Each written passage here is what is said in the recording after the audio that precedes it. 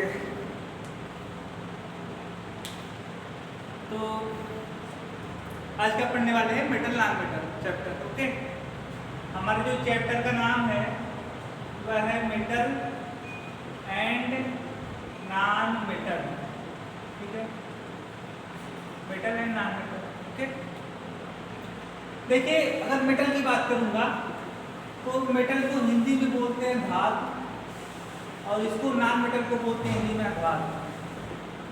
ठीक है, मुझे जहां तक आशा है आप लोगों ने मेटल का नाम तो बहुत बार अपने लाइफ में सुना होगा आप लोगों ने, लेकिन नॉन मेटल शायद आप लोगों ने अपने लाइफ में ना सुना हो।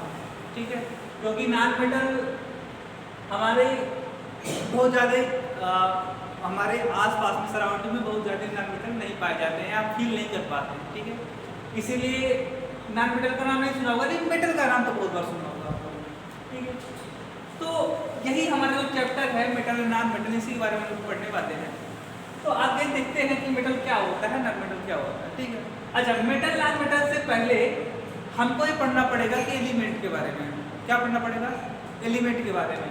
तो देखते हैं एलिमेंट क्या होता है। एलिमेंट, देखिए एलिमेंट क्या होता है, हिंदी बोलते हैं इसे तत्व, हिंदी में बोलते हैं तत्व। ये क्या होता है एलिमेंट? दो substance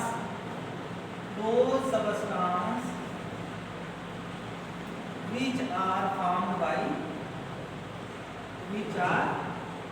by only one type of atom are called element। यानी ऐसे सबस्टांस जो केवल और केवल एक टाइप के एटम से मिलकर बने होते हैं उन्हें क्या कहते हैं? एलिमेंट कहते हैं। यानी ऐसे सबस्टांस जो केवल और केवल एक टाइप के एटम से मिलकर बने होते हैं उसे क्या बोलते हैं? एलिमेंट। जैसे सपोज दैट, ऐसे मान लो कि मेरे पास एक आयरन मतलब लोहे, ठीक है, लोहा, हमारे पास आयरन की कोई एक पीस है, ठीक है, एक टुकड़ा कोई है आयरन का। तो आप ये जानते हो कि कोई भी मैटर होता है वह छोटे छोटे पार्टिकल से मिलकर बने होता है, स्मॉल टीनी पार्टिकल से मिलकर के कोई भी मैटर बना होता है। ठीक है, शुरुआती क्लासों में हम लोगों ने क्या बोला था कि कोई भी मैटर होता है वह टीनी पार्टिकल से मिलकर बने होता है, छोटे छोटे पार्टिकल से मिलकर बने होते हैं। लेकिन हम जब हाई क्लास में जाते हैं तो हम लोगों ने पढ़ा है कि जो छोटे छोटे पार्टिकल के बारे में बात हो रही थी शुरुआती दौर में, ठीक है, जब हम छोटे क्लासों में थे, वो कोई और ही नहीं बल्कि वो एटम है। क्या है? एटम ही है। छोटे पार्टिकल क्या है? वो एटम है। ठीक है, तो अगर मैं बात करूं आयरन की, ठीक है, अगर मैं आयरन की बात करूंगा तो आयरन के एटम से मिलकर बना होगा, आयरन के एटम से मिलकर बना होगा, सिल्वर के एटम से मिलकर बना होगा, कापर के एटम से मिलकर बना होगा, ठीक है, गोल्ड के एटम से मिलकर बना होगा, मैग्नीशियम के एटम से मिलकर बना होगा, सोडियम के मैग्नीशियम एटम से मिलकर बना होगा। तो कोई भी मैटर क्या किससे मिलकर बना होता है? एटम से मिलकर बना होता है। अगर मैं प्योर आयरन की बात कर रहा हूँ, ठीक है, तो अगर मैं आयरन की बात करूंगा तो आयरन भी आयरन के एटम से मिलकर के बना होता है। ठीक है, सपोज देखो आयरन का जो सिंबल होता है वह क्या होता है? Fe। ठीक है, आयरन का जो केमिकल सिंबल होता है, नोटेशन होता है, वह क्या होता है? Fe। ठीक है, इसको आयरन को Fe से क्यों यूनिट करते हैं? क्योंकि आयरन का लैटिन में नेम क्या होता है? फेरम। क्या नाम होता है? फेरम। तो फेरम का जो फेरम है आपका, फेरम का first letter and second letter हम दोनों ने शॉर्टकट, मतलब किसी भी एलिमेंट का शॉर्टकट नोटेशन को क्या बोलते हैं? Symbol of element. मतलब किसी एलिमेंट का जो नया नेम है ना, उसका शॉर्टकट जो नोटेशन है, शॉर्टकट, उसे क्या बोलते हैं? Symbol of element. ठीक है, जैसे प्रोफेसर को हम लोग शॉर्टकट में क्या लिखते हैं? PRO। ठीक है, डॉक्टर को हम लोग शॉर्टकट में DR लिख देते हैं।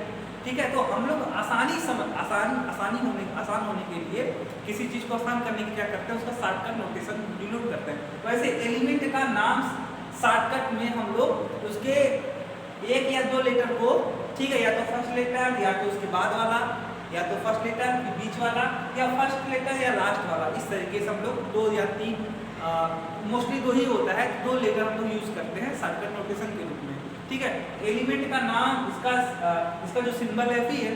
तो अगर मैं बात करूं आयरन है, ठीक है, आयरन है तो आयरन के एटम से मिलकर बना होगा।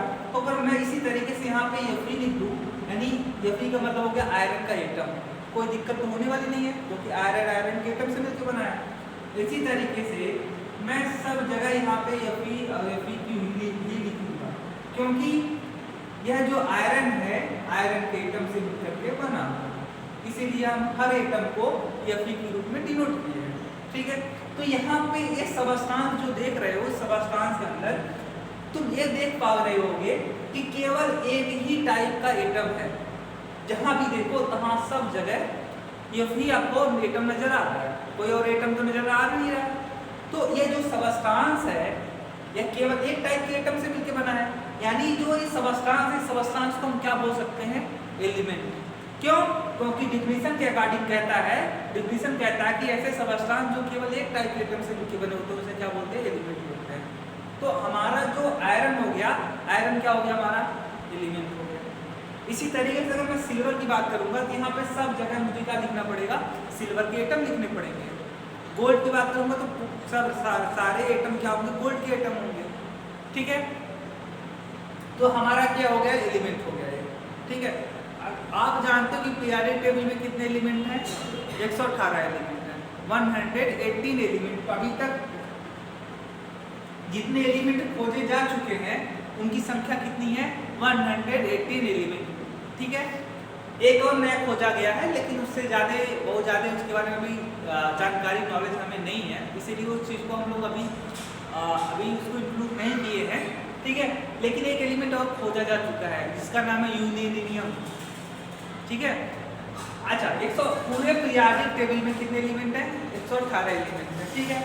जिसमें आयरन भी है। अब मैं नाम गिनवाऊँ तो बहुत सारे, अब कितने नाम मैं गिनवा सकता हूँ। आयरन है, आपका आयरन है, सोडियम है, मैग्नीशियम है, एल्युमिनियम है, फास्फोरस है, सल्फर है, क्लोरीन है, ब्रोमीन है, आयोडीन है, ठीक है। कैल्शियम है, फास्फोरस है, सोडियम है, आयरन है, मरकरी है, गोल्ड है, सिल्वर है, प्लेटिनम है, प्लेटिनियम है, कॉपर है, कोबाल्ट है, निकिल है, जिंक है। ऐसे बहुत सारे एलिमेंट हैं, कितना मैं नाम गिनवाऊं, ठीक है। आप लोग पीरियोडिक टेबल देखे ही होंगे, ठीक है। उसमें कुछ चीज़ें जानते भी होंगे, कुछ एलिमेंट के बारे में बहुत ज़्यादा नहीं, 118 एलिमेंट नहीं तो 10-20 एलिमेंट के बारे में जानते ही होंगे, ठीक है। अच्छा, तो यह होता है एलिमेंट। अगर मैं बात करूँ ना, अगर मैं इस चीज़ को जैसे सपोज दैट मैं ऐसा मान लेता हूँ कि इसको मैं हटा करके यहाँ पे आयरन के एटम को हटा करके सिल्वर के एटम रख देता हूँ, तो क्या यह एलिमेंट कहलाएगा? नहीं। क्यों? क्योंकि इस पीस में क्या हो गया, इस जो आपका जो सबस्टांस है, सबस्टांस के अंदर एक जो एटम है आपका सिल्वर का एटम है, ठीक है। अगर यह सिल्वर का एटम देखो एक से ज्यादा टाइप के, यह जो सबस्टांस है एक से ज्यादा टाइप के एटम के बना है, इसीलिए यह जो सबस्टांस है यह एलिमेंट नहीं कहलाएगा क्योंकि इसमें एक से ज्यादा टाइप के एटम है प्रेजेंट है, ठीक है।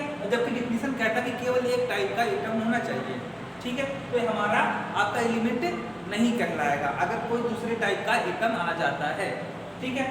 अच्छा, अगर मैं बात करूं यहाँ पे नाइट्रोजन की बात करूं जिसका फार्मूला होता है N2, यानी N2 का मतलब होता है कि दो नाइट्रोजन एटम आपस में क्या होते हैं, ज्वाइंट है by the force of attraction, ठीक है।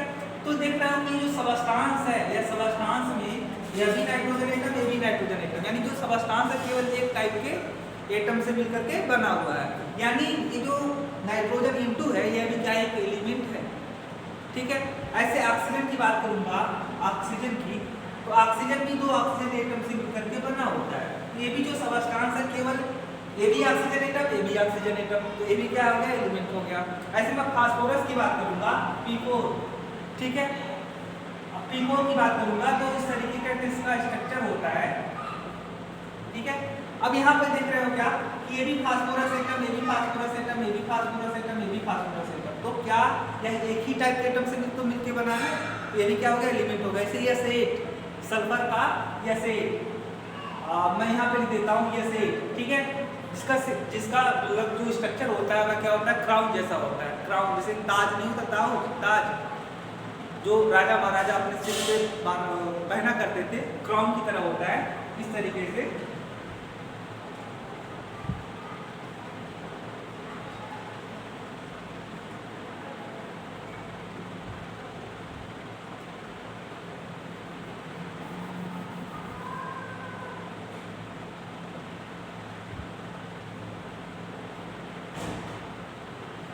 ठीक है, इस तरीके का इसका स्ट्रक्चर होता है। यहाँ पर भी क्या देख रहे हो कि जो पूरा मैटर है, ये सारे जो पूरा मैटर है केवल sulphur sulphur sulphur sulphur atom से मिलकर के बना हुआ है, यानी एक ही टाइप के एटम इसमें नजर आ रहे हैं आपको। तो ये भी क्या हो गया, आपका एलिमेंट हो गया। इसी तरीके से कितने एलिमेंट है, 118 एलिमेंट है। ठीक है, अब अगर ये एलिमेंट आप समझ गए हो तो मेटल को समझना बड़ा आसान है। ठीक है, अगर मैं एडवांस तरीके से बात करूंगा, छोटे क्लास में लोग कहते थे those substance which are hard which are very useful, ठीक है, ये सारी चीज़ें बहुत सारी प्रॉपर्टी बताया करते थे। लेकिन नहीं, आज हम लोग कुछ एडवांस तरीके से पढ़ेंगे मेटल को। क्या हो रहा है, मेटल इसको हम डिफाइन करना चाहते हैं, और कैसे डिफाइन करेंगे, तो आसानी से हम इसको डिफाइन कर सकते हैं। कैसे कर सकते हैं, देखते हैं। देखिए, अगर मैं मेटल की बात करूंगा तो मेटल, यहाँ पे मेटल की बारे में बात करूंगा तो मेटल क्या होते हैं, metal are those element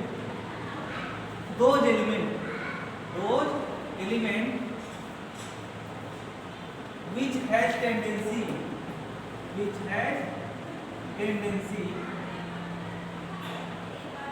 to lose the loss electron and form cation are called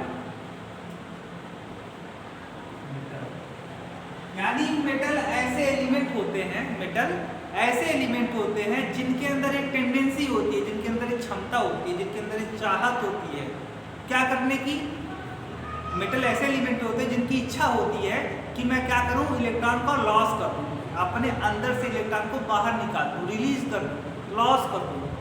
अपने मेटल क्या चाहते हैं, मेटल चाहते हैं कि मैं अपना इलेक्ट्रॉन क्या कर दूं, लॉस कर दूं, रिलीज कर दूं, कर भी देते हैं। ठीक है, और क्या बना, देखो आप ये जानते हो कि हर एक एटम क्या होता है, न्यूट्रल होता है। जो नेचर में एटम पाए जाते हैं क्या होते हैं, न्यूट्रल होते हैं। और एटम तीन चीज़ों से मिलकर बना होता है, इलेक्ट्रॉन, प्रोटॉन, न्यूट्रॉन से मिलकर बना होता है। ठीक है, अच्छा अभी इसको चीज़ें हम पढ़ लेंगे। तो यहाँ पे मैं सिंपली तरीके से ज़्यादा कॉम्प्लिकेटेड नहीं बनाता हूँ।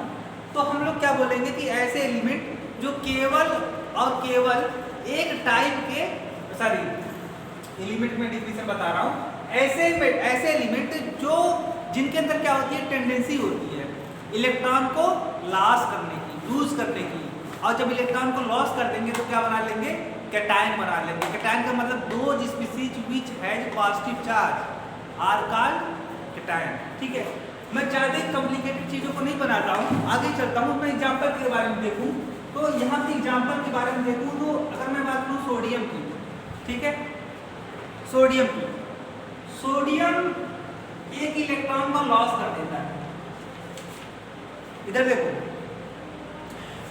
सोडियम ने क्या किया, सोडियम ने किया कि एक इलेक्ट्रॉन को बाहर निकाल दिया, अपने अंदर से क्या किया, एक इलेक्ट्रॉन को बाहर निकाल दिया, रिलीज कर दिया, लॉस कर दिया।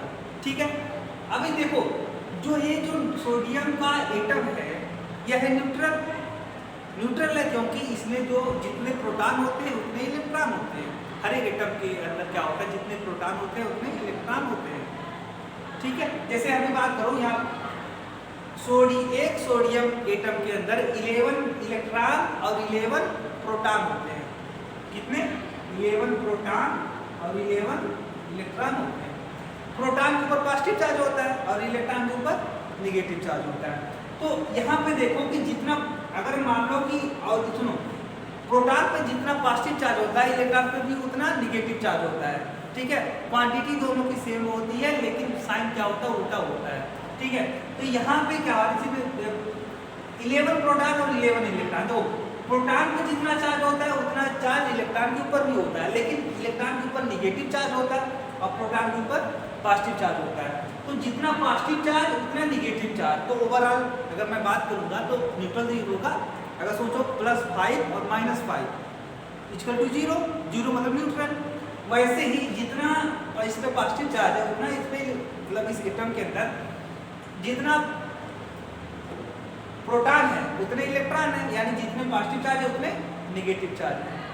और न्यूट्रॉन भी होता है, ऐसी बात नहीं, न्यूट्रॉन फिर 12 न्यूट्रॉन भी होते हैं, लेकिन न्यूट्रॉन तो ऑलरेडी न्यूट्रल होता है, ये तो न्यूट्रल होता है भाई, ये न्यूट्रल होता है, ठीक है। तो इससे ये तो कोई इसके कारण तो कोई चार्ज आएगा नहीं, चार्ज किसके कारण आएगा, केवल प्रोटॉन का और इलेक्ट्रॉन का, और जबकि दोनों के नंबर सेम है इसलिए क्या है एटम तो क्या है न्यूट्रल, ठीक है। अगर मैं इसकी बात करूंगा तो देखो 11 इलेक्ट्रॉन था, ठीक है, एक इलेक्ट्रॉन इसके बाहर निकाल दिया तो बचे कितने 10 ही बचेंगे, तो यहाँ पे बचेगा कितना 11 प्रोटॉन और 10 इलेक्ट्रॉन।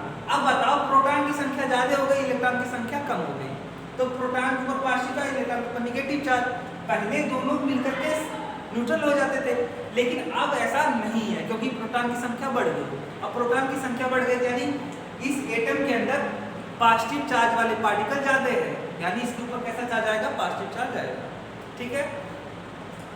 अच्छा, अगर मैं बात करूं कि यहाँ पे इस एटम ने या सोडियम एटम ने क्यों इलेक्ट्रॉन को बाहर निकाला, इसको क्या दिक्कत थी, इसको क्या परेशानी थी, इसको ऐसा क्या प्रॉब्लम आ गया था कि इलेक्ट्रॉन को बाहर निकालना पड़ा, क्यों ये चाहत रखता है कि इसके अंदर से इलेक्ट्रॉन बाहर निकल जाए। तो आप कैसे यहाँ पे बहुत आसानी से समझ सकते हो क्या, क्यों। यहाँ पे आप ये इधर देखिए, अगर मैं बात करूँ 11 इलेक्ट्रॉन है, ठीक है, और इसका इलेक्ट्रॉनिक कॉन्फ़िगरेशन में करूँगा तो क्या आएगा 281, ठीक है। अच्छा, आप ये जानते हो कि दुनिया का, आप लोगों ने पढ़ा होगा बोहर एंड बरी मॉडल में, उसमें क्या बताया था कि किसी भी एटम के बाहरी कोश में यानी वैलेंस सेल में मैक्सिमम कितने इलेक्ट्रॉन हो सकते हैं, 8 इलेक्ट्रॉन हो सकते हैं, ठीक है। और जो नोबेल गैस होते हैं, सारे के सारे नोबेल गैस एलिमेंट जो है उनके बारे में देखोगे, उनका इलेक्ट्रॉनिक कन्फिगरेशन देखोगे, उनके लास्ट वाले सेल में 8 इलेक्ट्रॉन आता है। तो यह चाहता है कि मेरे हर एक दुनिया का हर एक एटम कैसा बनना चाहता है, नोबेल गैस जैसा बनना चाहता है। अब नोबेल गैस बनने के लिए क्या करना पड़ेगा कि अपने वैलेंस सेल में, वैलेंस सेल मतलब आखिरी वाले सेल में 8 इलेक्ट्रॉन को रखना पड़ेगा। अब 8 इलेक्ट्रॉन जब इसको रखना पड़ेगा तो क्या करना पड़ेगा, यहाँ पे देखो 281, यानी अगर एक इलेक्ट्रॉन, देखो उसके पास दो रास्ते हैं, एक रास्ता है किसी और से 7 इलेक्ट्रॉन ले ले, 7 इलेक्ट्रॉन ले ले, क्योंकि 7 ले लेगा तो यहाँ पे 8 हो जाएगा। या दूसरा रास्ता क्या है, दूसरा रास्ता है कि एक इलेक्ट्रॉन बाहर निकाल दे। देखो 7 इलेक्ट्रॉन लेना आसान नहीं है सोडियम के लिए, ठीक है, एनर्जेटिकली ये फेवरेबल नहीं होता है, क्योंकि एक इलेक्ट्रॉन जब आएगा इसके ऊपर नेगेटिव चार्ज आ जाएगा, क्योंकि इलेक्ट्रॉन की संख्या बढ़ जाएगी। अब तो दूसरा जब इलेक्ट्रॉन आएगा तो इसके ऊपर ऑलरेडी नेगेटिव चार्ज है और इलेक्ट्रॉन के ऊपर भी नेगेटिव चार्ज, तो क्या होगा, दोनों बीच में रिपल्सन होगा। तो 7 इलेक्ट्रॉन लेना इम्पॉसिबल है, ठीक है। इसीलिए कहता भाई जब 7 इलेक्ट्रॉन लेना इम्पॉसिबल, एक काम करते हैं हम कि कोई तो पहले पर तो 7 इलेक्ट्रॉन देगा नहीं, और देगा तो मैं ले नहीं पाऊंगा, ठीक है। एक काम करता हूँ कि मैं एक इलेक्ट्रॉन निकाल देता हूँ, ये मेरे लिए आसान है, ठीक है। इसलिए वो क्या करता है कि इलेक्ट्रॉन को बाहर निकाल देता है। जब एक इलेक्ट्रॉन बाहर निकल जाएगा, जब एक इलेक्ट्रॉन यहाँ पे बाहर निकल गया तो यहाँ पे इसका इलेक्ट्रॉनिक कॉन्फ़िगरेशन क्या हो जाएगा, 2 हो जाएगा, ठीक है। और ये जो इलेक्ट्रॉनिक कॉन्फ़िगरेशन है किसके समान है, अगर मैं बात करूँ, आप जरा देखना लोग पढ़े होंगे नियान, ठीक है। नियान का एटॉमिक नंबर होता है 10, इसका इलेक्ट्रॉनिक कॉन्फ़िगरेशन 2 होता है। इसको देखो, इसके आखिरी सेल में यानी वैलेंस सेल में 8 इलेक्ट्रॉन है, ठीक है। इसलिए यह क्या है, इनर्ट है, क्या है, इनर्ट है। इनर्ट का मतलब होता है न किसी से, देखो इनर्ट का मतलब होता है कि अक्रिय, ठीक है, अक्रिय मतलब वह किसी से रिएक्शन नहीं करता है, ठीक है। और जानते हो मतलब कहने का ये है कि इनर्ट का मतलब होता है इनएक्टिव, अनरिएक्टिव, यानी किसी से रिएक्शन नहीं करेगा। तो न किसी से लेना और न किसी से देना, इसको किसी से कोई मतलब नहीं है, ये अपने में क्या है, मस्त है, यह जैसा है वैसा ही बना रहना चाहता है।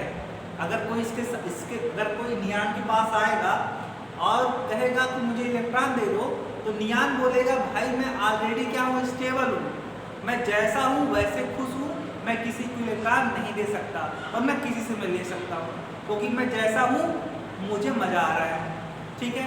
मेरी एनर्जी कम है, मेरी एनर्जी कम है। और दुनिया में हर एक जिसके पास भी एनर्जी कम होती है वह ज़्यादा खुश व्यक्ति होता है।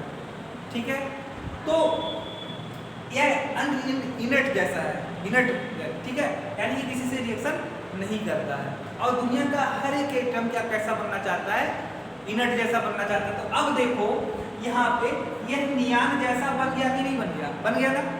इसके पास भी 10 इलेक्ट्रॉन है, इसके पास भी 10 इलेक्ट्रॉन है, इसका इलेक्ट्रॉनिक कन्फिगरेशन, इसका इलेक्ट्रॉनिक कन्फिगरेशन दोनों का सेम है। तो इसलिए सोडियम ने क्या किया, एक इलेक्ट्रॉन बाहर निकाल दिया।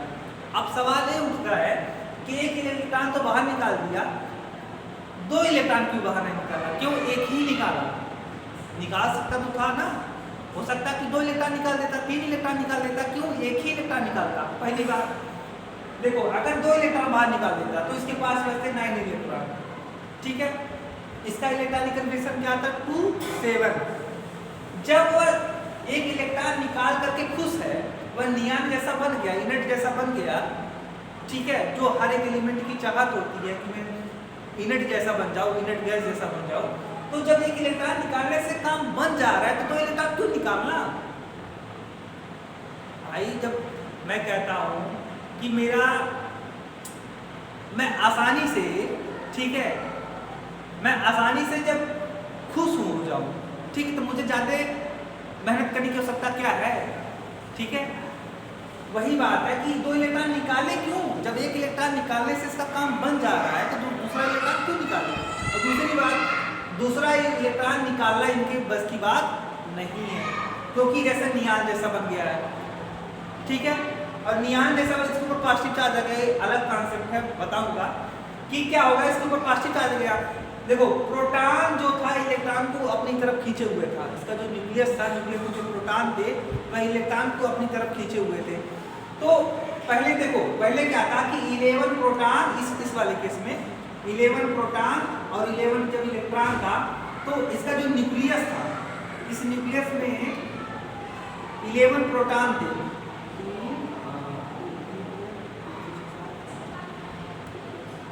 देखो, अगर मैं बात करूंगा, फिर देखो आप एटॉमिक स्ट्रक्चर पढ़े होंगे, बहुत अच्छी से पढ़े होंगे, आपने पढ़ा होगा कि किसी भी एटम के अंदर क्या होता है कि बीच में बहुत ज़्यादा हार्ड और डेंस मटेरियल होता है, जिसको क्या बोलते हैं, न्यूक्लियस बोलते हैं।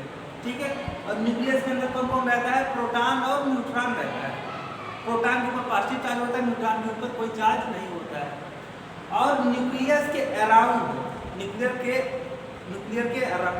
के अराउंड इस हार्ड एंड डेंस मटेरियल को क्या बोलते हैं, न्यूक्लियस बोलते हैं, जो साइज में बहुत छोटा होता है। ठीक है, इसमें प्रोटॉन और न्यूट्रॉन रहते हैं। अब क्या है कि न्यूक्लियस के अराउंड इलेक्ट्रॉन क्या करते हैं, चारों तरफ एक सर्कुलर पाथ में मोशन करते हैं, जिसे क्या बोलते हैं, ऑर्बिट बोलते हैं, शेल बोलते हैं। तो अगर मैं बात करूंगा फर्स्ट ऑर्बिट की, तो इसमें देखो, जब इलेक्ट्रॉनिक कन्फिगरेशन करेंगे तो पहले वाले ऑर्बिट में 2 इलेक्ट्रॉन, दूसरे वाले में 8 इलेक्ट्रॉन। ये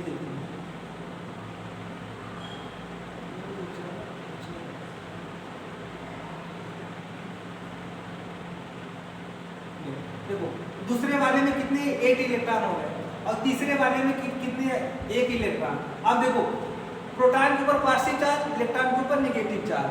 तो यह प्रोटॉन क्या कर रहा है, इलेक्ट्रॉन को अपनी तरफ अट्रैक्ट किए हुए है, बांधे हुए, टाइटली होल्ड किए हुए, क्योंकि इसके ऊपर पॉजिटिव चार्ज, इसके ऊपर नेगेटिव चार्ज। और जानते हो पॉजिटिव नेगेटिव बीच में क्या होता है, अट्रैक्शन होता है। तो यह प्रोटॉन क्या कर रहा है, इलेक्ट्रॉन को अपनी तरफ खींचे हुए है, और जब खींचे हुए, टाइटली होल्ड किए हुए, इसीलिए इलेक्ट्रॉन इस ऑर्बिट को छोड़ करके कहीं और नहीं जा पाएगा। ठीक है, अब जरा सोचो, जब एक इलेक्ट्रॉन बाहर निकल जाएगा तो एक इलेक्ट्रॉन में बाहर निकाल देता हूँ, क्या करता हूँ, बाहर निकाल देता हूँ। अब देखो 10 प्रोटॉन और 10 इलेक्ट्रॉन हो गए। ठीक है, अब पहले देखो 11 प्रोटॉन और 11 इलेक्ट्रॉन, देखो 11 प्रोटॉन 11 इलेक्ट्रॉन को पहले संभाल रहे थे। ठीक है, 11 प्रोटॉन 11 इलेक्ट्रॉन को पकड़ के रखे थे, टाइटली होल्ड किए थे, अट्रैक्ट किए थे अपनी तरफ, बांध के रखे थे। अच्छा बताओ, 11 प्रोटॉन 11 इलेक्ट्रॉन को संभाल रहा था। ठीक है, अब जब एक इलेक्ट्रॉन बाहर निकल गया तो कितने इलेक्ट्रॉन बचे, 10 इलेक्ट्रॉन। अब बताओ कि पहले अच्छा संभाल पाएगा कि अब संभाल पाएगा, क्योंकि पहले 11 प्रोटॉन 11 इलेक्ट्रॉन को बांध कर रखे थे अपनी तरफ। अब क्या हुआ कि प्रोटॉन 11 प्रोटॉन 11 10 इलेक्ट्रॉन को अपनी तरफ बांध के रखेंगे। पहले देखो, पहले ज्यादा लोगों को पकड़ के रखा था, अब कम लोगों को पकड़ के रखा है। जब कम लोगों को पकड़ के रखेगा तो टाइटली और तेजी से बांध के रखेगा और ज्यादा स्ट्रांगली अपनी तरफ खींच के रखेगा, क्योंकि अब इलेक्ट्रॉन की संख्या कम होगी, अब उतने इलेक्ट्रॉन को नहीं संभालना पड़ रहा है प्रोटॉन को। अच्छा, जब इस केस में क्या होगा कि एक प्रोटॉन एक इलेक्ट्रॉन को बाहर निकल जाने के कारण यह बहुत तेजी से बाकी इलेक्ट्रॉन को, जो 10 इलेक्ट्रॉन बचे उसको बहुत तेजी से बांध के रखेगा, तो दोबारा निकालना बड़ा आसान कठिन हो जाएगा। पहले तो निकालना थोड़ा आसान था, दोबारा निकालना बड़ा कठिन हो जाएगा। इसीलिए क्या है कि एक ही इलेक्ट्रॉन को बाहर निकालता है। पहले तो यही केस है, जब एक इलेक्ट्रॉन देकर के खुश है, एक इलेक्ट्रॉन देकर के यह नोबेल जैसा बन जा रहा है, नोबेल गैस जैसा बन जा रहा है, तो इसे 2 इलेक्ट्रॉन निकालने की क्या आवश्यकता है। ठीक है, अगर मैं इसी तरीके से बात करूंगा और भी मेटल के बारे में बात करूं, आप एग्जांपल देखिए, मैग्नीशियम 2 इलेक्ट्रॉन बाहर निकाल देता है, तो 2 इलेक्ट्रॉन बाहर निकालेगा तो 2 पॉजिटिव चार्ज आ जाएगा इसके ऊपर और 2 इलेक्ट्रॉन यहाँ। ठीक है, देखो इसका एटॉमिक नंबर 12 होता है। ठीक है, इसका इलेक्ट्रॉनिक कॉन्फ़िगरेशन 282 होता है, और यहाँ पे जब 2 इलेक्ट्रॉन निकल गया तो देखो 2 इलेक्ट्रॉन निकल गया तो 10 इलेक्ट्रॉन बचे। ठीक है, 10 इलेक्ट्रॉन बचे। अब देखो यहाँ पे क्या है, 28 नोबेल जैसा बन गया, नियान जैसा बन गया, नहीं बन गया नियान जैसा बन गया, ये भी बन गया, इसलिए 2 इलेक्ट्रॉन इसने बाहर निकाले। इसे एल्युमिनियम क्या करता है, 3 इलेक्ट्रॉन को बाहर निकाल देता है। ठीक है, और क्या बना लेता है, 3 पॉजिटिव चार्ज बना लेता है। इसका एटॉमिक नंबर 13 होता है और इसका इलेक्ट्रॉनिक कॉन्फ़िगरेशन 283 होता है। ठीक है, 3 इलेक्ट्रॉन बाहर निकाल दिया, बचे कितने, 10, तो 28 ये भी कैसा बन गया, नियान जैसा बन गया। ठीक है, नोबेल कैसे बन गया। ऐसे में बात करूंगा एग्जाम्पल की, बहुत सारी एग्जाम्पल है। आयरन होता है, आयरन 2 इलेक्ट्रॉन बाहर निकाल देता है। ठीक है, कभी कभी 3 इलेक्ट्रॉन बाहर निकाल देता है। ऐसे कापर भी 2 इलेक्ट्रॉन को बाहर निकाल देता है। ठीक है, ऐसे में बात करूंगा सिल्वर भी 1 इलेक्ट्रॉन को बाहर निकाल देता है। गोल्ड की बात करूंगा तो गोल्ड भी 1 इलेक्ट्रॉन को बाहर निकाल देता है। ये सब के सब जो मैं लिख रहा हूँ, ये सब के सब क्या है, मेटल है। वैसे पीरियोडिक टेबल में जब 118 एलिमेंट है ना, इन 118 एलिमेंट में नहीं, 118 एलिमेंट में से मोस्टली जो एलिमेंट है कैसे हैं, मेटल है। पूरे पीरियोडिक टेबल को 3 हिस्सों में बांटा गया है, एक मेटल, दूसरा नॉन मेटल और तीसरा होता है मेटलॉयड। क्या होता है, मेटलॉयड। और उस 118 एलिमेंट में से मोस्टली एलिमेंट कैसे हैं, मेटल है। कितने हैं, 92 एलिमेंट क्या है ना आपके, 92 एलिमेंट मेटल हैं आपके। अब जरा सोच सकते हो कि अगर आप 118 में से 92 यानी बचे कितने, 26 बचे, 26 यानी 26 में नॉन मेटल भी है और मेटलॉयड भी है, और अकेले 92 एलिमेंट कैसे हैं, मेटल है।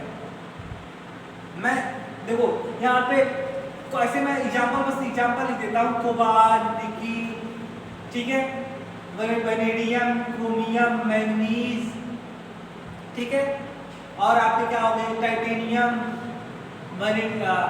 स्कैंडियम, ठीक है, यूरेनियम, ऐसे बहुत सारे एलिमेंट। में कितने एग्जांपल यहाँ पे नहीं लिख पाऊंगा सारे, 92 एलिमेंट का नाम लिखना यहाँ पर मुश्किल है।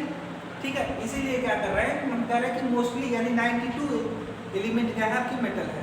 ठीक है, अच्छा, अब इसी लगे हाथों में क्या पढ़ा देते हैं, क्या, नॉन मेटल। ठीक है, नॉन मेटल, नॉन मेटल के बारे में पढ़ते हैं।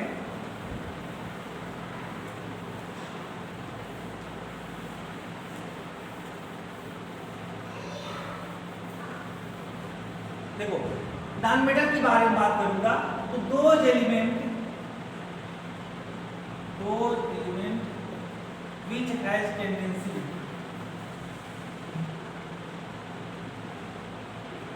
tendency to gain, आप भी किसे लिख सकते हो, accept electron and form anion. ठीक है, इधर देखो, ऐसे एलिमेंट जिनके अंदर टेंडेंसी होती है, टेंडेंसी का मतलब होता है चाहत, ठीक है, इच्छा, यानी ऐसे एलिमेंट जिनके अंदर एक टेंडेंसी होती है, कैपेसिटी होती है क्या करने की, कि इलेक्ट्रॉन को एक्सेप्ट कर लें, गेन कर लें। ठीक है, और जब इलेक्ट्रॉन को गेन कर लेंगे, पहले न्यूट्रल थे क्योंकि हर एक एटम न्यूट्रल होता है, जब इलेक्ट्रॉन एक्स्ट्रा ले लेंगे, एक्स्ट्रा इलेक्ट्रॉन ले लेंगे, यानी एक्स्ट्रा निगेटिव चार्ज ले लेंगे अपने ऊपर, तो पहले न्यूट्रल थे, ऊपर से इलेक्ट्रॉन ले लिए, इलेक्ट्रॉन की संख्या बढ़ गई, नंबर्स ऑफ इलेक्ट्रॉन बढ़ गए, तो कैसा चार्ज आ जाएगा उसके ऊपर, निगेटिव चार्ज आ जाएगा। जैसे अगर मैं बात करूं, ये तो समझ गए ना, ठीक है, दो element which has tendency to gain मतलब accept electron and form anion are called non-metal. ठीक है, जैसे मैं एग्जांपल की बात करूं, एग्जांपल के बारे में बात करूं, आप ऐसे बोलो क्लोरीन के बारे में, क्लोरीन का नाम तो सुना होगा, क्लोरीन एक एलिमेंट होता है। अगर क्लोरीन देखो, क्लोरीन का एटॉमिक नंबर 9 होता है, ठीक है, यह एक इलेक्ट्रॉन ले लेता है, एक्सेप्ट कर लेता है, और क्या बन जाता है, क्लोरीन के ऊपर एक निगेटिव चार्ज। ऐसा क्यों हुआ, एक इलेक्ट्रॉन क्यों लिया, क्लोरीन ने एक इलेक्ट्रॉन ही क्यों लिया। ठीक है, देखिए अगर मैं इसके बारे में देखूंगा तो इसका एटॉमिक नंबर 9 होता है, इसका इलेक्ट्रॉनिक कॉन्फ़िगरेशन क्या होगा, 2 7। ठीक है, अब देखो, यह चाहता है नोबेल जैसा बनना चाहता है, नोबेल गैस जैसा बनना चाहता है, अपने नजदीकी वाले नोबेल गैस एलिमेंट जैसा बनना चाहता, तो क्लोरीन के नजदीक वाला कौन सा है, नियान है, क्योंकि इसका एटॉमिक नंबर 9 होता है और नियान का 10 होता है। ठीक है, इसका इलेक्ट्रॉनिक कन्फर्मेशन 28 होता है। तो यह फ्लोरीन अगर नियान जैसा बनना चाहता है तो क्या करना पड़ेगा इसको, देखो लास्ट वाले में क्या है, 7 है, यहाँ पे लास्ट वाले में कितना है, 8 है। ठीक है, तो यहाँ पे यहाँ पे एक ही चांस है, यहाँ पे क्या है वो कि एक इलेक्ट्रॉन कहीं से इसको मिल जाता है, ठीक है, तो कैसा बन जाएगा, नियान जैसा बन जाएगा। ठीक है, नोबेल जैसा बन जाएगा। ये तो अपने मजे मार रहे हैं क्योंकि ये यूनिट है, इन्हें से किसी से न लेना है न किसी से देना है, ये टेंशन मुक्त है, इनसे किसी से रिएक्शन नहीं करना है, किसी से कोई मतलब नहीं है, कुछ भी हो जाए तो कोई फर्क नहीं पड़ता है। लेकिन ये भटक रहे हैं अभी क्योंकि इनके जैसे बने नहीं हैं और इनके जैसे बनना ये चाहते हैं, और बनने के लिए ये जानते हैं कि मुझे एक इलेक्ट्रॉन क्या करना पड़ेगा, एक्सेप्ट करना पड़ेगा। तो जैसे इसको मौका मिलता कहीं से एक इलेक्ट्रॉन एक्सेप्ट करने की, तुरंत क्या कर लेता है, एक्सेप्ट कर लेता है, क्योंकि बहुत ज़्यादा क्या है, अनस्टेबल है। ठीक है, अब देखो एक इलेक्ट्रॉन नहीं लेगा तो कितने इलेक्ट्रॉन हो जाएंगे इसके पास, 9 के बदले 10 हो जाएंगे, तो इसका 10 का क्या हो जाएगा, 2 8 हो जाएगा। ठीक है, 2 8 हो जाएगा। अब यह इसके जैसा बन गया। इसी तरीके से मैं ऑक्सीजन की बात करूंगा तो ऑक्सीजन 2 इलेक्ट्रॉन को एक्सेप्ट करता है और क्या बना लेता है, ऑक्सीजन के ऊपर 2 निगेटिव चार्ज बना लेता है। इसका एटॉमिक नंबर कितना होता है, 8 होता है, इलेक्ट्रॉनिक कॉन्फ़िगरेशन 2 6 होता है। अब बताओ कि अगर इसके वैलेंस शेल में 6 इलेक्ट्रॉन है और कैसा बनना है, इसके जैसा बनना है, नियान जैसा, लास्ट में 8 इलेक्ट्रॉन चाहिए नियान जैसा बनने के लिए, लास्ट वाले अगर सेल में 8 चाहिए तो क्या करना पड़ेगा, 2 इलेक्ट्रॉन एक्सेप्ट करना पड़ेगा। क्या बन जाएगा, ऑक्सीजन के ऊपर 2 इलेक्ट्रॉन एक्सेप्ट करेगा ना, तो 2 इलेक्ट्रॉन एक्सेप्ट करेगा, इसलिए इसके ऊपर कैसा चार्ज आ जाएगा, 2 निगेटिव चार्ज आ जाएगा। ऐसे नाइट्रोजन की बात करूंगा। ठीक है, नाइट्रोजन क्या करता है, इसका क्या होता है, एटॉमिक नंबर कितना होता है, 7 होता है। ये 3 इलेक्ट्रॉन को एक्सेप्ट करता है और क्या बन जाता है, नाइट्रोजन के ऊपर 3 निगेटिव चार्ज। देखो इसका होता है इलेक्ट्रॉनिक कॉन्फ़िगरेशन 2 5 होता है। ठीक है, अब देखो इसको 3 इलेक्ट्रॉन की आवश्यकता है, क्या है, 3 इलेक्ट्रॉन की आवश्यकता है।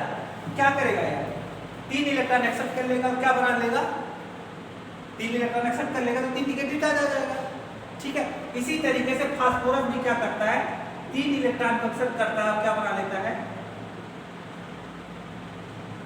ठीक है, 3 निगेटिव चार्ज बना, क्योंकि इसका एटॉमिक नंबर 15 होता है और इसका इलेक्ट्रॉनिक कॉन्फ़िगरेशन क्या होगा, 2 8 5 होगा। अब बताओ इसके वैलेंस शेल में 5 इलेक्ट्रॉन चाहिए, कितना, 8 चाहिए। ठीक है, क्योंकि आपका एक हीलियम या आर्गन आर्गन का एटॉमिक नंबर ये 18 होता है, इसका इलेक्ट्रॉन कन्फिग्रेशन 288 होता है, इसके वैलेंस में 8 इलेक्ट्रॉन। तो इसको 8 कंप्लीट करने के लिए क्या करना पड़ेगा, 3 इलेक्ट्रॉन एक्सेप्ट करना पड़ेगा। 3 इलेक्ट्रॉन जब एक्सेप्ट करेगा तो देखो पहले 15 इलेक्ट्रॉन थे, 15 थे, अब 3 एक्सेप्ट करेगा तो 18 हो जाएगा। तो जब 18 हो जाएगा तो यहाँ पर 5 के बदले क्या हो जाएगा, 288 हो जाएगा। ये भी अपने मौज मस्ती में हो जाएंगे क्योंकि नोबेल जैसा बन गए।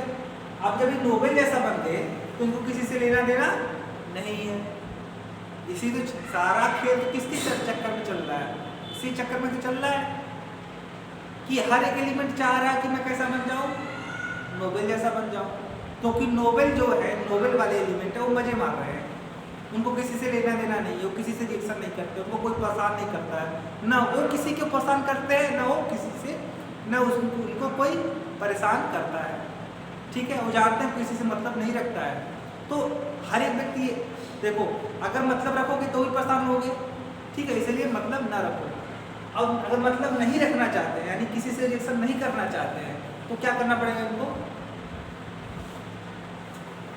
इलेक्ट्रॉन को एक्सेप्ट करना पड़ेगा नोबेल जैसा बनने के लिए, नॉन मेटल को। तो अब देखो 92 कितने होते हैं, मेटल थे पूरे पीरियोडिक टेबल में 118 में से 92 एलिमेंट क्या थे, मेटल थे। बाकी और जो इसमें है आपके से बहुत सारे नॉन मेटल हैं, बहुत सारे नॉन मेटल हैं। अगर मैं बात करूंगा, अच्छा अभी मैं उसको बता देता हूँ, देखिए ऐसे मैं नॉन मेटल का एग्जांपल ही देता हूँ, ब्रोमीन, आयोडीन, क्लोरीन, सल्फर, ठीक है, सल्फर हो गया, कार्बन हो गया आपका, ये सब के सब क्या है, ETC लिख देता हूँ, मतलब और भी बहुत सारे हैं, ठीक है, ये सब के सब क्या है, नॉन मेटल है, ठीक है। अच्छा अब मैं पढ़ता हूँ मेटलॉइड के बारे में, क्योंकि पूरे पीरियोडिक टेबल में 118 एलिमेंट है, उनको 3 हिस्सों में डिवाइड किया गया है, एक मेटल, दूसरा नॉन मेटल और तीसरा मेटलॉइड। तो मेटलॉइड के बारे में जब पढ़ेंगे तभी तो हम पूरा पीरियोडिक टेबल के बारे में पढ़ेंगे, ठीक है, जो डिवाइडेशन किया गया उसके बारे में पढ़ना पड़ेगा। अब क्या है मेटलॉइड के बारे में पढ़ेंगे।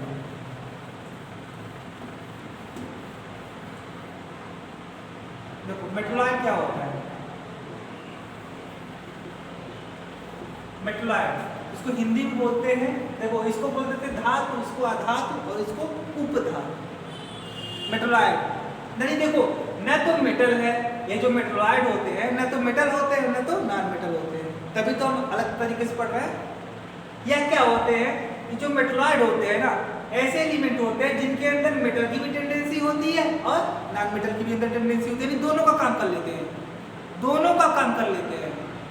आवश्यकता पड़ी तो मेटल जैसा काम कर लेंगे, अगर आवश्यकता पड़ी तो नॉन मेटल जैसा काम कर लेंगे। जैसे बहुत सारे ऐसे, अगर मालूम मैं थर्ड जेंडर की बात करता हूँ, थर्ड जेंडर, ठीक है, थर्ड जेंडर का नाम तो सुना होगा ना, तो वो तो उनको ना तो मेल में गिना जाता है ना तो फीमेल में गिना जाता है, उनके अंदर दोनों की प्रॉपर्टी होती है, उनके अंदर क्या होती है, दोनों की प्रॉपर्टी होती है। आवश्यकता पड़ेगा तो मेल का भी काम कर लेंगे और आवश्यकता पड़ेगा तो फीमेल का भी काम कर लेंगे, ठीक है। जैसे हम लोगों को पढ़ा है, अगर हम बात करें हिस्ट्री की बात करें, भगवान शिव, ठीक है, तो शिव जी का अर्धनारीश्वर का नाम सुना है।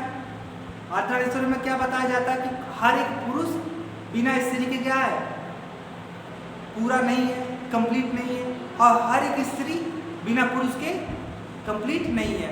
इसलिए जो उनका जो स्ट्रक्चर दिखाया जाता है अर्धनारीश्वर का, उसमें क्या दिखाया जाता है कि आधा हिस्सा मेल का और आधा हिस्सा फीमेल का, आधा हिस्सा पुरुष का आधा हिस्सा स्त्री का। यानी जो हम है ना, हमारे अंदर दोनों की प्रॉपर्टी है, मेल की भी है और फीमेल की भी है, दोनों की है। फिर हम मेल क्यों कहलाते हैं, मेल इसलिए कहलाते हैं क्योंकि जो मेल की प्रॉपर्टी होती है वो हमारे अंदर में क्या है, ज़्यादा परसेंटेज में है। यानी हमारे अंदर 80% क्या है, मेल की प्रॉपर्टी है और 20% क्या है, फीमेल की प्रॉपर्टी है। यानी ज़्यादा प्रॉपर्टी किसकी है, मेल की, इसलिए हम मेल दिखाई पड़ रहे हैं, ठीक है। तो मेटलॉइड क्या होते हैं, दो element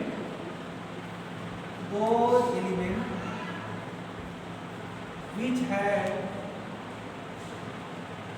tendency to release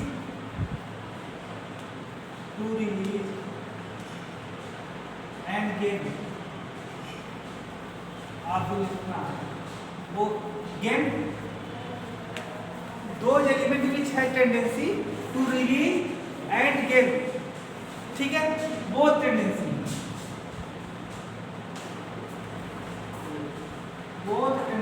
are called मेट्रोलॉइड। यानी मेट्रोलॉइड क्या होते हैं, ऐसे एलिमेंट होते हैं जिनके अंदर दोनों की टेंडेंसी होती है क्या करने की, इलेक्ट्रॉन देने की भी और इलेक्ट्रॉन एक्सेप्ट करने की।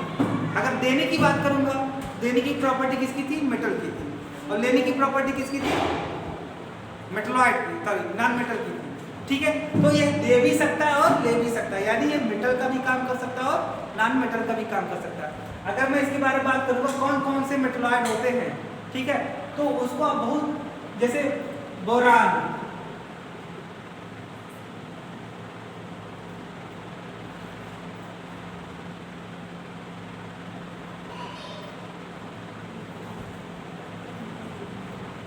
देखो boron, silicon, germanium, antimony, टेलिनियम, polonium और अस्टार्टिन, ये सब के सब क्या है, ये सब के सब मेटलॉइड है। इसका स्टार्टिक होता है बॉबी, सीता, गीता, सब ट्यूशन पढ़ने आते। स्टार्टिंग से याद करो बहुत आसानी से याद हो जाएगा। देखो बॉबी में क्या है, बॉबी जब लिखोगे तो बॉबी का जो फर्स्ट लेटर है बी है। अगर दोनों के मतलब एक और लेटर ले ले तो बी ओ ले ले, तो बी ओ से जानते कोई एलिमेंट का नाम ही नहीं होता है, तो ऑटोमेटिक दिमाग में आ जाएगा कि केवल एक लेटर लेना है। तो बॉबी में फर्स्ट लेटर का बी, सीता में यस आई, सिलिकॉन, ठीक है। यहाँ पे यस और आई आप दोनों को मिला लोगे क्या बन जाएगा, सिलिकॉन बन जाएगा। गीता में कैपिटल जी और स्मॉल ई, दो लेटर ले लोगे तो गीता हो जाएगा, यानी जर्मेनियम। सब में पहला और दूसरा ले लोगे, क्योंकि यस ए लोगे तो कोई तो बनेगा ही नहीं, कोई एलिमेंट ही नहीं बनेगा, क्योंकि यस ए नाम का कोई आपका एलिमेंट ही नहीं होता है। ऐसे इसका सिंबल किसी एलिमेंट का सिंबल ही नहीं है, तो यानी आपको ऑटोमेटिक क्या लेना पड़ेगा, फर्स्ट एंड सेकंड, यानी क्या हो गया सब, ठीक है। यानी एंटीमनी, इसका एंटीमनी का जो सिंबल होता है वह क्या होता है, एस बी होता है। टेलिनियम में देखिए यहाँ पे, टेलिनियम में ट्यूशन में आप तो लिखोगे, ठीक है, तो आप में क्या हो जाएगा, यहाँ पे फर्स्ट और सेकंड लेटर ले लोगे तो टेलिनियम हो जाएगा। पोलिनियम में देखिए पोलिनियम है, पढ़ने में पी ए डी। देखो यहाँ पे थोड़ा सा क्या दिक्कत है कि यहाँ पे वो है, यहाँ पे ए है, बस इतना समझ लेना कि अगर पी है और पी ए लोगे तो पी ए से कोई बनेगा नहीं, ऑटोमेटिक दिमाग में क्या आ जाएगा कि पी के अलावा कुछ और लेटर है, वो कौन सा लेटर है, वो है पोलिनियम। और स्टार्टिंग में आते में क्या आते लिखोगे ए एंड टी आते, तो ये क्या है आपका सार्ट्रे का याद करने का तरीका, मेटलॉइड। ये इनके अंदर दोनों की प्रॉपर्टी होती है, काम पड़ेगा, आवश्यकता पड़ेगा तो मेटल का भी काम कर लेंगे, और आवश्यकता पड़ेगा तो नॉन मेटल का भी काम कर लेंगे। इनके अंदर दोनों की प्रॉपर्टी होती है। वही सामने वाला, देखो सामने वाला चाहता क्या है, उसके हिसाब से काम करते हैं। अगर सामने वाला मेटल चाहता है, उसको इलेक्ट्रॉन की क्या है रिक्वायरमेंट है, वही इलेक्ट्रॉन चाहता है तो इलेक्ट्रॉन दे देगा, यानी मेटल का काम करेगा। अगर सामने वाला मेटल इलेक्ट्रॉन क्या करता है, देखो अगर सामने वाला इलेक्ट्रॉन चाहता है तो इलेक्ट्रॉन दे देगा, मेटल काम करेगा। अगर सामने वाले इलेक्ट्रॉन को नहीं चाहता है, यानी वो इलेक्ट्रॉन दे रहा है, तो अपने क्या करेगा, एक्सेप्ट कर लेगा। तो मेटलॉइड कब मेटल का काम करेंगे, कौन नॉन मेटल का काम करेंगे, डिपेंड करेगा कि सामने सिचुएशन कैसा है, सामने सिचुएशन कैसा है। अब देखो 118 एलिमेंट तो पूरे पीरियोडिक टेबल में थे, 118 जिसमें 92 एलिमेंट क्या थे, यानी मोस्टली मेटल थे। और इसमें देखो 2 2 4 2 6 1 7, अगर 7 और जोड़ लूँ तो मैं कितने हो गए टोटल, 99 हो गए। अब बताओ 118 में से 99 घटा तो कितना आ जाएगा, 9 आ जाएगा, 19, यही तो होगा। यानी 19 एलिमेंट क्या है आपके, 19 एलिमेंट क्या है आपके नॉन मेटल। मेटल की आगे क्या पढ़ेंगे, फिजिकल प्रॉपर्टी या metal, non metal and metalloid. Metal की जो प्रॉपर्टी होती है जस्ट अपोजिट, उसे कौन सी प्रॉपर्टी होती है, नॉन मेटल की प्रॉपर्टी होती है। जैसे मेटल के अंदर टेंडेंसी होती है क्या करने की, मेलिएबिलिटी।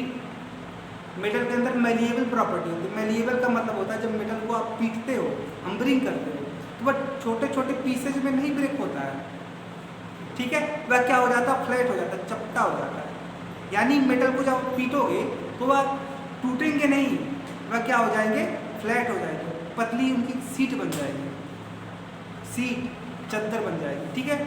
इस प्रॉपर्टी को, मेटल की इस प्रॉपर्टी को क्या बोलते हैं, मेलिएबिलिटी। अब मेटल में ये प्रॉपर्टी पाई जाती है, इसी कारण से हम जो भी यूज, देखो आप अगर एल्युमिनियम की बात करेंगे, एल्युमिनियम की सीट आती है, पतली सी फॉयल आती है, ठीक है। जब एल्युमिनियम को आप पीट करके तो सीट बनाई जा सकती है। एल्युमिनियम की सीट को कहाँ कहाँ यूज किया जाता है, मेडिसिन की पैकिंग में या फूड पैकिंग में। जब फूड का आप जो जिससे कवर किया जाता है फूड, जैसे मतलब कोई आप ऑर्डर किए तो जो फॉयल में आपको लपेट कर देता है ना, उस फॉयल में कभी ध्यान से देखना, ऊपर से मतलब सिल्वरी कलर का, ठीक है, क्रीम कलर का, एक वाइट कलर का क्या होगा, पतली सी चमकदार कुछ फॉयल लगी होगी, वो बहुत चमकेगी। वो किसकी फॉयल होती है, एल्युमिनियम की होती है। मेडिसिन की पैकिंग में, चॉकलेट की पैकिंग में, फूड की पैकिंग में, सिगरेट की पैकिंग में, ये सब जगह एल्युमिनियम का यूज होता है। अगर मैं बात करूँगा सबसे ज़्यादा मेलिएबल कौन सा मेटल होता है, यानी सबसे ज़्यादा प्रॉपर्टी किस मेटल के पास होती है कि उनको जब पीटोगे तो सीट बन जाएंगे, तो सबसे ज़्यादा गोल्ड और सिल्वर के अंदर प्रॉपर्टी, ठीक है। बाकी बाद में पढ़ेंगे, ओके।